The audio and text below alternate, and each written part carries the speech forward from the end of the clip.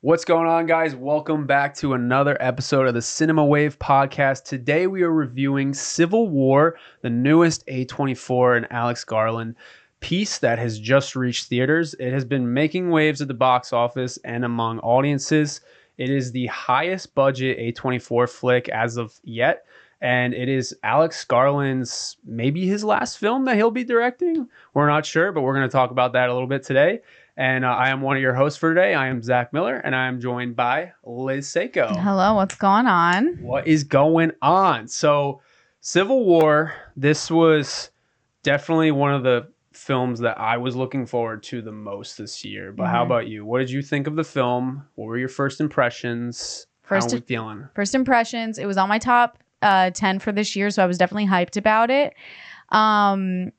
I had different expectations going in. I thought it was going to be a very heavy political war movie, and I walked out very surprised that they actually didn't really touch on politics or picking sides at all. It was much more of an anti-war film that focuses on war journalists and war photographers, which I thought was a great viewpoint to go into on this story.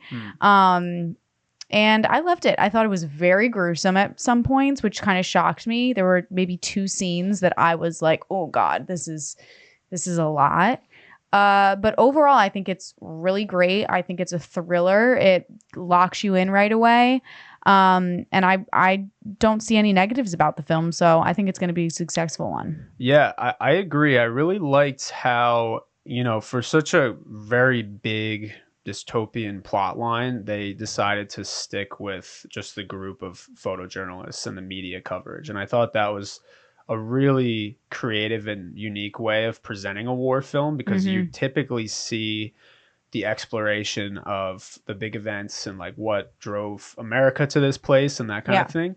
And I know that's what people were definitely expecting to see with this movie, which I think we'll get into that a little bit too. But for it to be centered around just having photojournalism and the trauma that they go through, and why it was so important to tell the story of the revolution and rebellion through their images, was just that more powerful, I think. Because if you just had them encountering, like the top general in the army, and then like all these other rebellion groups, like leaders and that kind of thing, it would have been a lot less believable. It would have felt more driven to a sci-fi and just like not as realistic and grounded. But because they stick with common people in the midst of such chaotic turmoil, it was way like more realistic, and I just appreciated the style of filmmaking a lot. But I just feel like there's a lot with this movie that caught flack from audiences because I think it was marketed as this big blockbuster, and A24 is not a brand so far that is going to lean into the cliches or the stereotypes of a blockbuster film. Yeah. And then when you hear a name like Alex Garland is attached, there's going to be an original perspective taken on the film. But what did you think of that, with how it was marketed versus how it was presented? Yeah, so again, with marketing, I was kind of just expecting like a war movie, and them talking again, kind of what you said, focusing more on the backstory and how they got to where they are in this dystopian like war in America, essentially.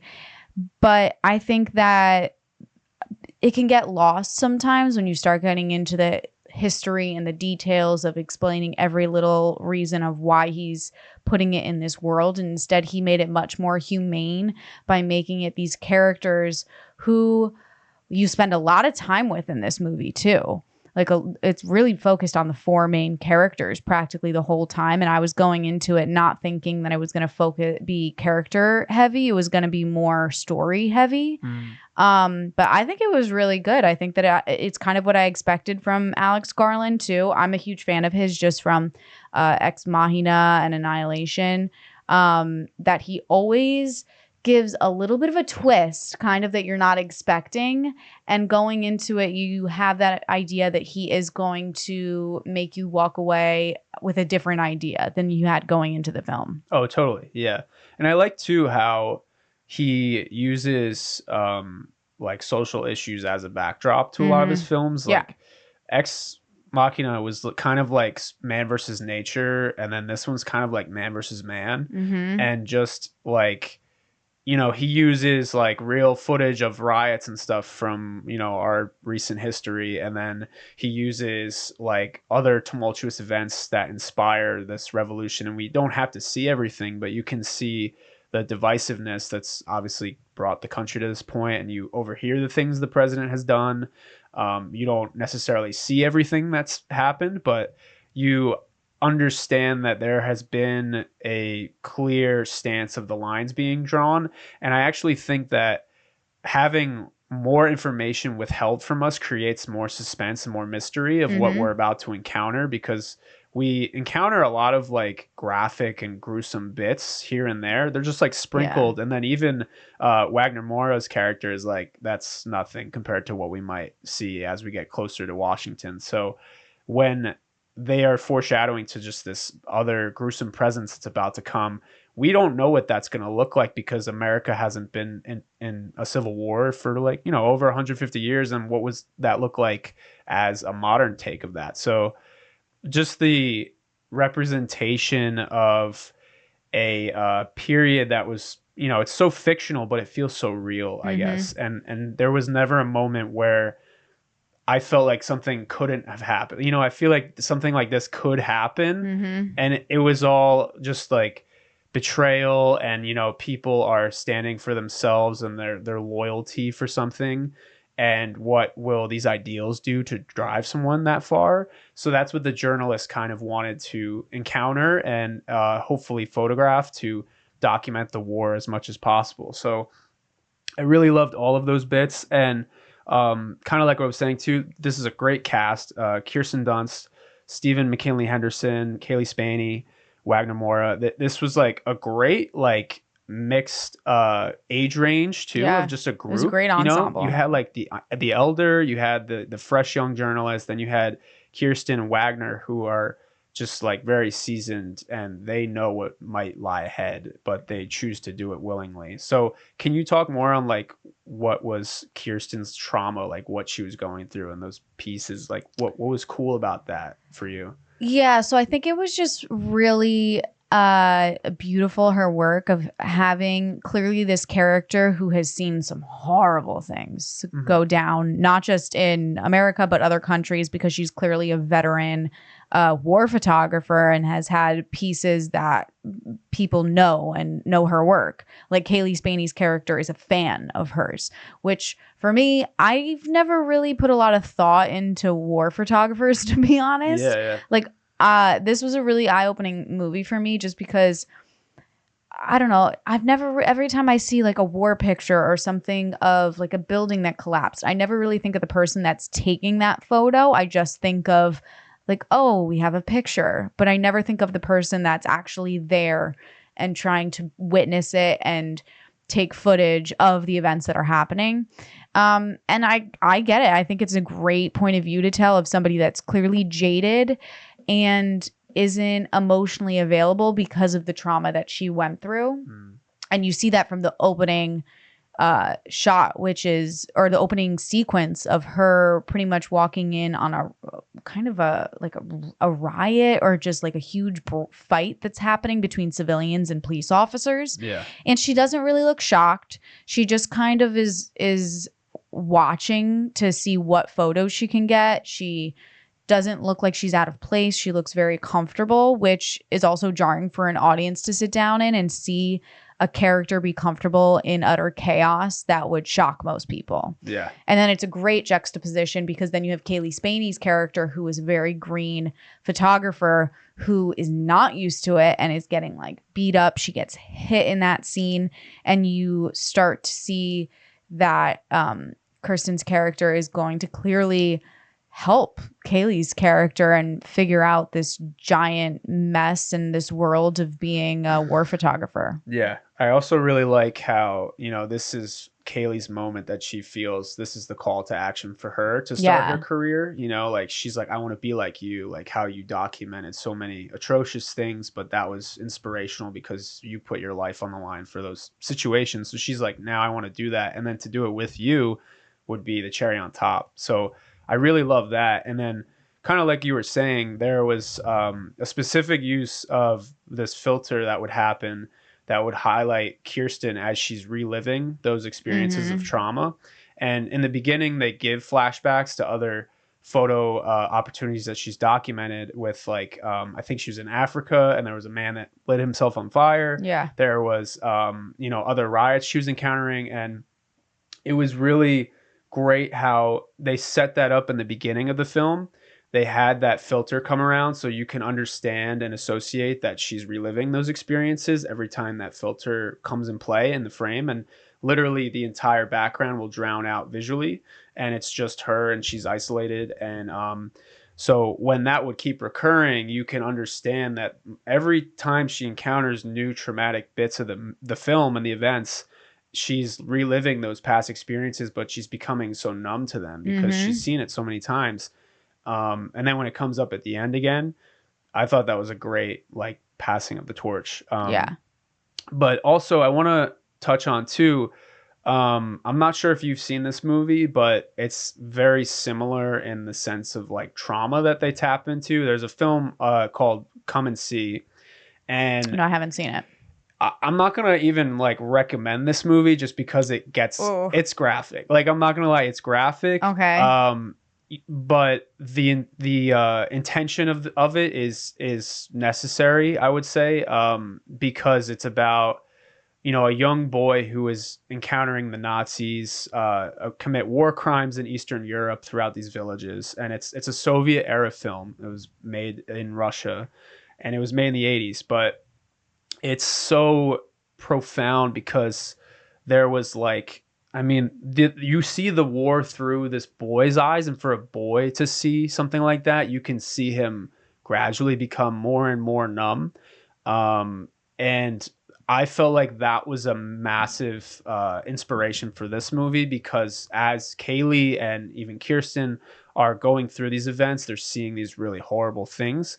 So they become more numb and they become more accustomed to like shootouts or like bombs going off overhead. Like by the end, they're right behind soldiers and they're at their backs and they're ready to be in the first foot in the door. As long as there's, like we just got to get the shot. Like that's all that matters. And they put that on the line. So I really liked how they dealt with trauma and the trauma of a civilian too, nonetheless, because, we often associate like war movies, it's just the effects that it has on a soldier, but we don't always think about the effects it has on civilians. Maybe people die, but we don't think about what comes after that. Like we don't understand how people process that. So I feel like the film did a really good representation of that in a unique way. So do you want to get into spoilers now? Yeah, let's get into a little bit of spoilers with it. So walk us through like some of the more traumatic elements for you, or like the more memorable bits of the film that you can take away from. So I think overall the most probably traumatic scenes were definitely the there were just like a couple of like very long shots, I think, on her memories. Like the most vivid one that I was very shocked of how long they stayed on it was the man burning himself. I was like, oh, this is going very long. And then also just the I think it was just such brilliant like directing and editing of how they would be on the actual grounds of like a war zone, take the picture, and then they cut to what the actual black and white picture would look like. And I don't know, there's just something so like, I don't know, nauseating about thinking about like, there's a commentary that Alex Garland is doing in this film about media and how is it media's responsibility to just capture these moments, or is it also their responsibility to capture these moments to try to prevent it from happening again? And I think that's a really big conversation that he's trying to propel with this film, because Lee, Kirsten Dunst's character, says, she's like, I took all those pictures at different countries because I didn't want our own country going through this, and I wanted them to learn from other countries, but yet here we are. And then it makes you start to question of, does the media taking these pictures actually help prevent them from happening? Or is it that they're just capturing them to capture them? Yeah. And I think it's just a really great conversation to have. And then also in the place that he's putting it in, is it starts to make you question of like, well, why are they taking these photos if society has crumbled? Like, who are these pictures for if they say the New York Times is no longer like an actual entity, or like the newspapers aren't really there anymore because society has almost crumbled? So it's a lot of interesting, heavy topics that he's trying to cover with this. But I also think he's always doing that with his films, in a really nice way of not attacking people, just making the conversation kind of come up. Yeah.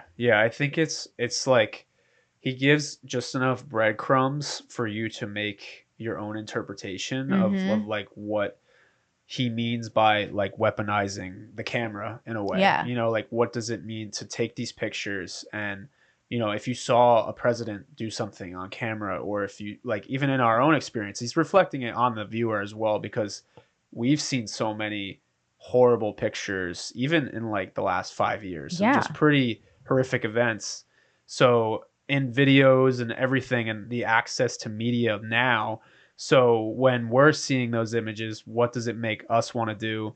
And I think it's reflective from the characters back onto us, and then just how essential it is to capture those moments, so you can always inform the next generation, or, you know, the next group of people.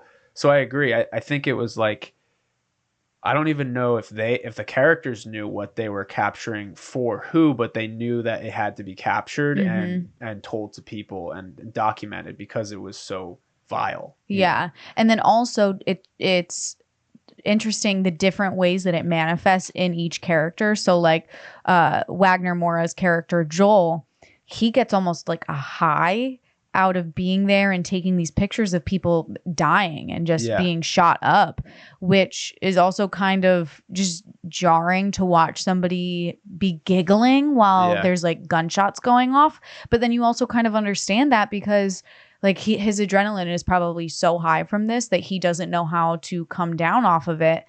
But then you see the people that have been in it longer, like Sammy, who's played by Stephen McKinley Henderson, and Kirsten's character, they're much more affected by it and know that there's danger. It's not just all fun and games and trying to get a good shot. It's life and death right now.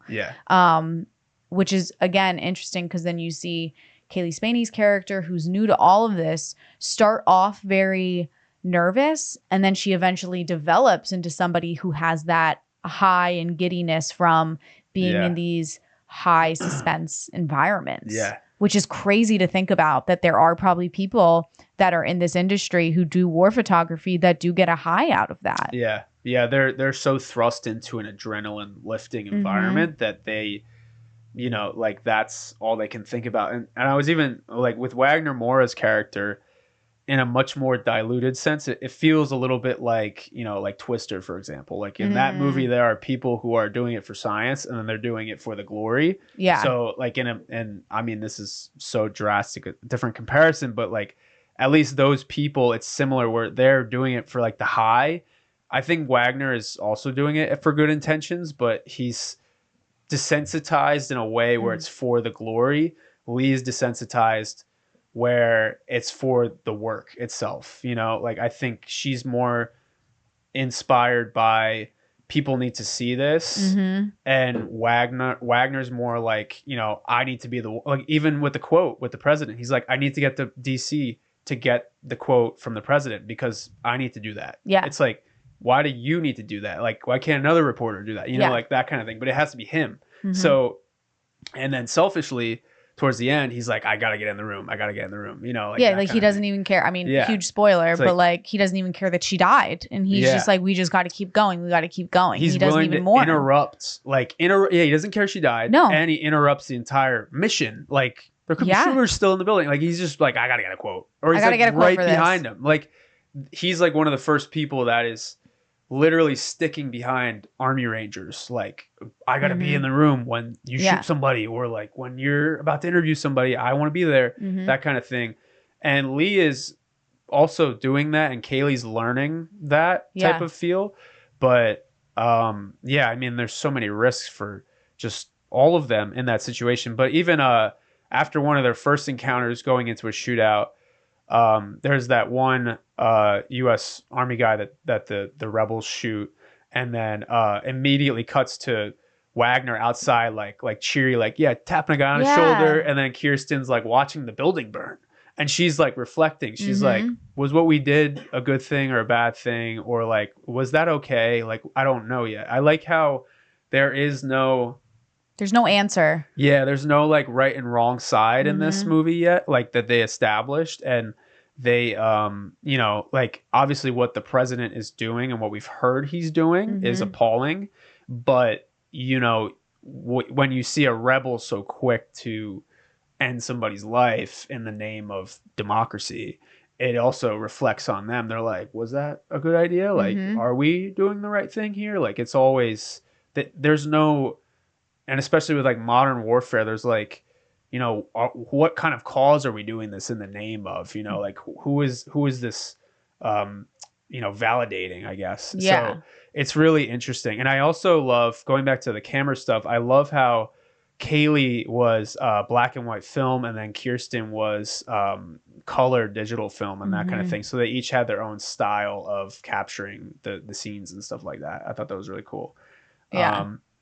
But also, so with the box office, the movie brought in almost over 27 million, I think, at the box office on opening 25.7. Okay, and that was just opening weekend. Opening weekend, which is A24's biggest opening weekend. That's pretty incredible. Yeah, which is so. Prior, it was Hereditary had the biggest weekend with 14 million, and so they almost doubled that. Yeah, so they're on their way to making their budget back plus more. Why do you think this is like their biggest? Do you think it's because of the way that they marketed it, or do you think A24 is just starting to really get that momentum of being a known production company? I think with a war film specifically, and the amount of money that might have needed to get pumped. I mean, this is even like a lower budget war film by today's standards. Yeah, like 50 million. They're usually like 100 plus at this point. But because Garland decided to make a contained story with the photojournalist, I feel like that 50 million was spent quickly, but it was also spent effectively. You know, it wasn't overtaken by crappy CGI. It was a lot of practical effects, and it was necessary effects for the narrative. It didn't feel like you were distracted by any visual spectacle. And I think that was something that played to its strengths, because, you know, I see so many like apocalyptic films or war films recently that, you know, they just go for these big casts, they go for the big explosions, they go for a crappy script, and like that's it, you know. So when Garland is telling an intimate, reflective piece about social commentary and then making a unique environment, I think that was all pieced together super well. And then he gave background and context to all of his characters. Like, I didn't feel like anyone was empty. Yeah. Everybody had a full reason of why they are the way that they are, and why they're doing what they're doing. Yeah. Like I in another director's perspective of this movie, Cailee would have been a like rookie photographer, like, oh, I'm gonna go in there too, and you know, like the cheery sidekick like element, you know, or she would have been brushed off as like the female femme fatale, you know, like she could have been like, oh, I'm in danger, like it's like, you know, like it could have been a cheap like cop out, because we've seen that done so many times, but they gave her so much depth, and Kirsten's character has so much depth. Like you can see right through her soul with her eyes. And that's a testament to her acting ability. She's incredible. As well. Like I forgot that it was Kirsten several times. I'm like, this is Lee, the photographer. Like, she's seen some crap just with her eyes, you know? Yeah. So I love that they really, you know, just dived into what makes these characters right for this situation. And then, you know, their pros and cons. And like Wagner's a little ego driven. Cailee's a little naive because she's in over her head for sure. And then Kirsten's risking herself time and time again. And then, you know, Steven is an elderly guy who's like, I gotta be boots on the ground, but you know, he's a risk and a liability for his agility, and like he's a liability basically. So, but I think his character also shows the extent that these photographers are willing to go, and that he'd rather die doing his job than quit. 100%, essentially. Yeah, even in the most scariest situations. Yeah, which is like another thing that I want to talk about is I loved the momentum of this film because. Right away, you knew it was going to have a very heavy, serious tone. But the moment that the kind of turn came of when Cailee's character got taken out of the car with the two, like, I don't even know if you'd call them soldiers or whatever. Or like the two. Because they were friend, like, journalists. Yeah. When she ends up going off with them, and then they're with two soldiers, kind of, who end up killing some of them. That I feel like is when the film was all of a sudden like, oh, okay, no, wait, this is going to get very dark, very heavy, and they are going to go the whole way, which I'm glad. But I feel like a lot of films, they want it to be very lighthearted in the beginning, make it not seem like it's going to get too heavy, and then they kind of give you whiplash a little bit. And this, I think he did a really nice job of getting you used to it, knowing that the world is kind of crumbling a little bit, and then letting it sink in that this is going to get much more serious than you expect it to be. 100%. Yeah. And I think like that's why it sets itself apart from other war films. At least, you know, in my recent memory as well. Like this is something I will continuously rewatch because of the thematic elements, and then just how, you know, there are probably things in the film that I didn't catch on just my first viewing. So I'm going to go back and watch that. And then now, having known the evolution of their arcs, like I can evaluate them from the beginning too, and then see what their progression is like. But also, like, let's talk about the biggest part of the movie, and then tell us your personal story too of the ending. But so the ending, they finally breach the White House, the reporters, and it's a shootout. It's chaotic. Cailee is too quick to jump into the action. She's, you know, almost getting shot several times. And then by the end, you know, it happens where Kirsten gets taken out. Yep. And very shocking, very surprising. And, you know, as it happens, we're all shocked. And what happens in the movie is Cailee sits up. I don't even think she looks at her. And then she just keeps walking down the hallway. And it's such a great callback to the line that Kirsten says earlier. She's like, if you got, or Cailee asks Kirsten, you know, if I got shot, like, would you take a photo of me? Like that kind of thing. Kirsten's character just says, what do you think? Yeah, what do you think? What do you think? So it's a great, an extra piece of reflective dialogue. And then, you know, she is so committed to the mission of I have to be in the room for what's about to happen to the president. So, you know, that was terrible. But it's also, and then the filter comes back, right? Like of the trauma and the desensitization to violence. And she just lost her closest coworker, her inspiration. Yeah. And she just kept moving, not even had to do it. And because she essentially got her killed too. And she took the shot of her getting shot.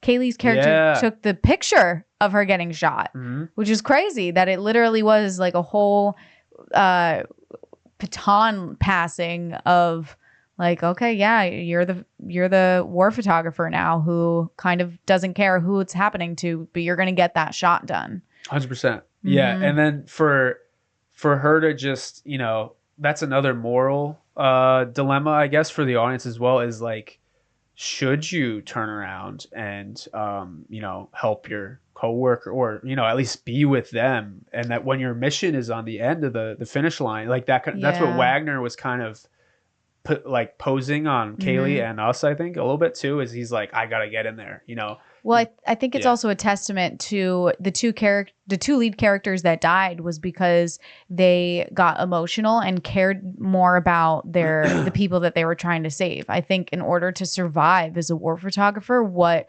Garland's trying to say is you kind of need to have no emotion toward the people that you're with. Yeah. Because if Lee didn't care about I'm sorry, what's Cailee's character's name? Jesse. If Lee didn't care about Jesse, she would have just let her get shot up and she wouldn't have jumped in front of her and pushed her. And then also Sammy's character, the reason he got shot was because he used the car to go save them. Yeah. And so I think what it's kind of insinuating is that in order to survive in these situations, you kind of need to not have any empathy or care for the people that you're with, which is very dark. Yeah. Or it's gotten to them to that point, I guess. Yes. It's like they, you know, and then the minute they let you know, a new fresh face in that isn't experienced with that, it like leaves some holes in their logic, or like, you know, they're obligated to look take out care for of her. And that was even early on. They were like, we can't take her, like there's no way, like we should take her on this journey for what she's gonna see, and then like she's not you know, it's gonna be hard for us to be in that environment. So I really did like that ending. The filter comes back, Cailee's embraced the same trauma and the baton has been passed. And then they go into the Oval Office and they shoot the president like really fast. And I mean, Wagner gets his quote, but when Cailee's also getting the photo and then she's getting a picture of the GIs like over the president too, it was also pretty reminiscent of some worse war photos, like actual war photos. Where you had like either American soldiers taking pictures with like, you know, it's things that are too inappropriate, you know, like for the setting in a war environment, or World War II photos, you know, it's all filing off of a memory that we know of, like whether we were there or not, you know, like this is all existing violence that's out there for the media. And then it's like, okay, well, here's that version of it in my story. And then Cailee taking a picture of a president, like, because I was processing that after the movie and I was like, what would that mean to process us seeing one of our presidents like dead on the floor, killed by American soldiers? I was like, thinking of the weight of that, like, would be so incredible, like in horrible ways and good way, like who knows what it would be given the situation. But yeah, it's just such a great frame. And I love that they also just told this movie with images, you know, like there were so many moments that they had to capture images, but they literally told it through their lens. Yeah. You know, I thought that was great. And then I think it also brings the idea of we live in a world where a lot of people don't believe things unless they see proof of it too. Yeah. So then it's almost essential to have a photographer on property when something of that like stature is happening in order to prove it to like a society that they got shot. But yeah, 100%.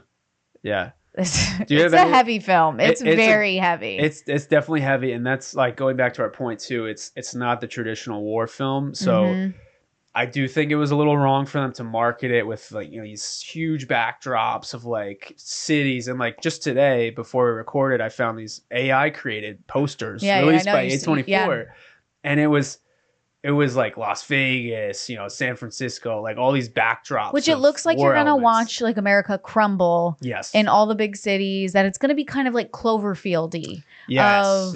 Like mayhem breaking out. And more, it's a much more intimate view on war journalism. Right. And it's very anti-war also, which I think is an interesting theme with anti-war films. I find them to be some of the most gruesome films to watch is ones that are against it, which I guess is it kind of needs to happen in order for people to walk away feeling impacted at all. But I want to talk to you about, do we think the reason that this film got such a great opening weekend is because Alex Garland has said that he's done directing after this? That's a good question. I think that's definitely a big part of it. I don't know if it's the whole part. I think also because of the cast and the spectacle that is this movie. and A24. I think there's a lot of factors that have going for it. So when I don't know, because it's also like Civil War in a modern America too is just like an interesting take. Like I would just see regardless of what it was, like or who was in it, who directed it. But then when you add Garland and his potential retirement and the cast and A24, I was like, oh, this is great. So yeah, I don't know. I think there's been like also the fact that it is the highest budget A24 so far. And then like you add the talent and with definitely the marketing. I think the marketing, they showed the most action packed parts in the trailer, I would say. And they cut it together to be this high octane thriller.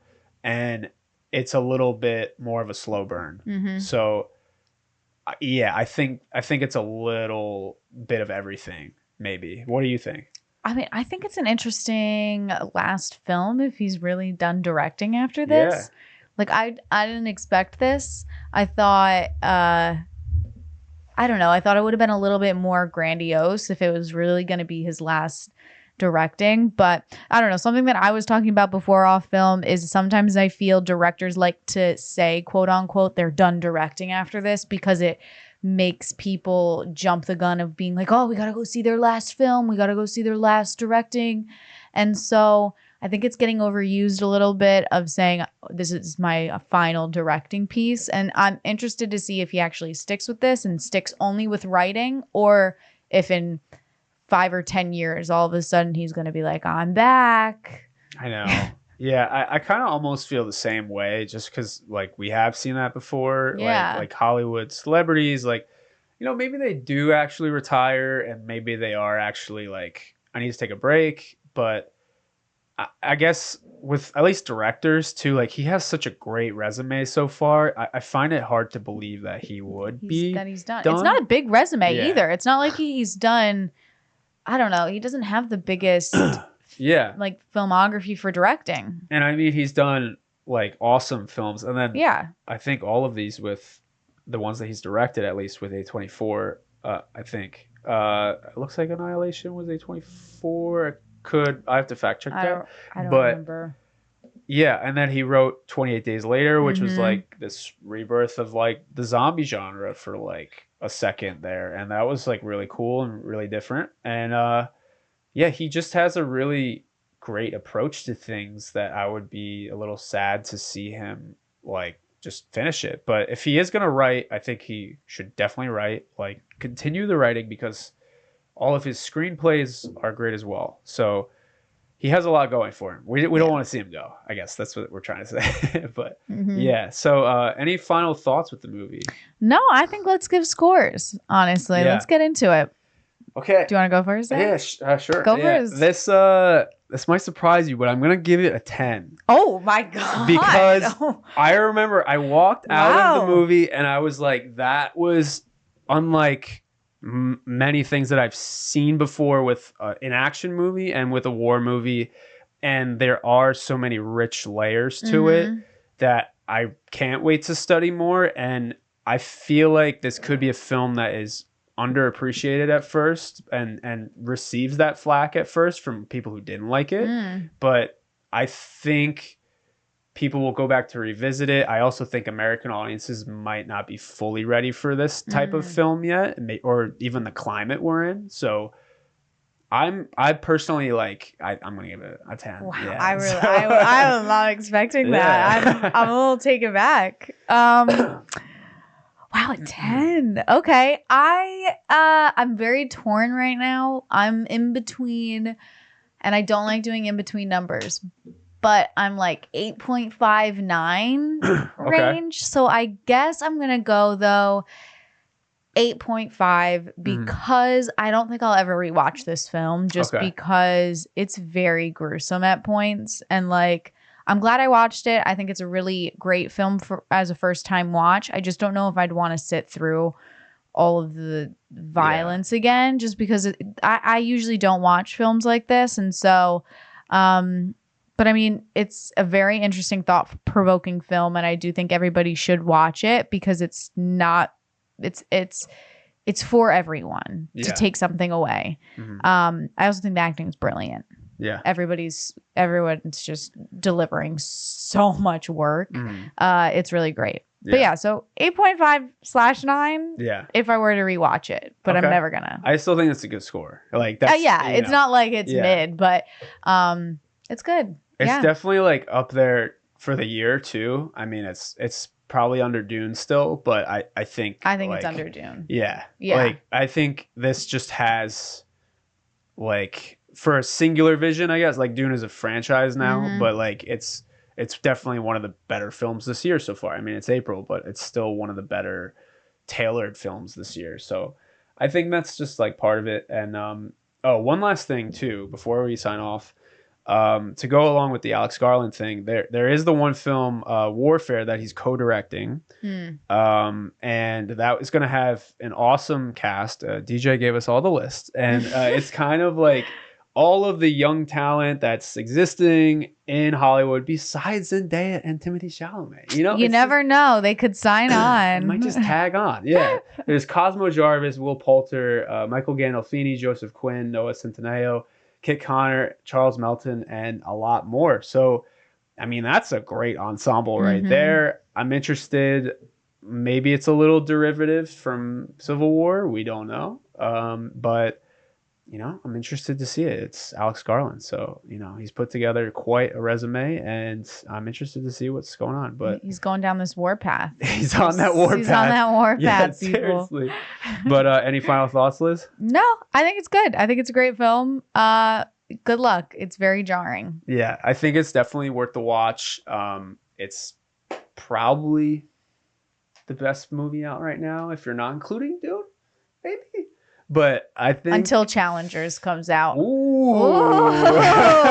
That'll be another podcast episode. So you got to tune in for that one. But yeah, all right. Well, that is it for us on this episode of the Cinema Wave podcast. Be sure to like and subscribe our posts. Follow us on Instagram. Follow us on TikTok and YouTube.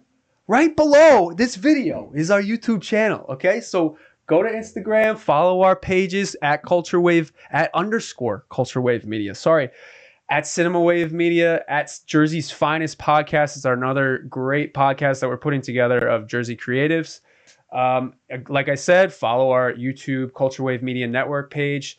And guys, we're on this ride right now. We're just so pumped for what is left to come. So thank you for following along. We have more podcast episodes coming. And just signing off, I'm Zach Miller. I'm Liz Seiko. We're signing off. This is The Culture.